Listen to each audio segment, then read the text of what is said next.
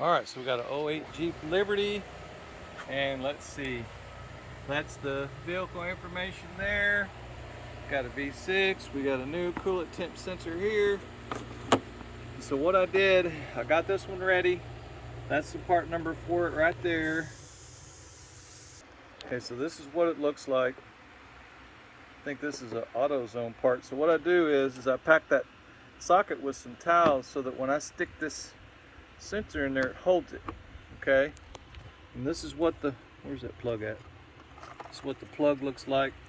You'll have to slide this little red tab up so that you can depress the little tab here so that you can depress it and get it out. So see, you shove that in there and you just tear that edge off so that it sticks. So you can stick this down in there and get it started quick. Okay, that's the idea here.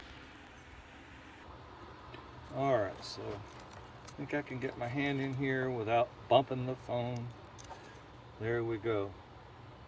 Oops.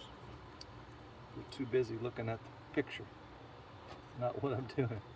So just take the old one out, slide the new one in. I would prefer not to use power tools on this because if you go sideways on it, you're going to have problems. You don't have as much control with the power tool, but with the regular wrench, you got it.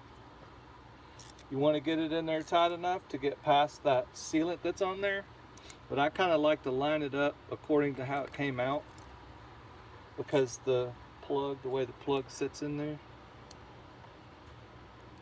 There we go. That's looking good. All right, so I hope that helps somebody. Y'all have a good day.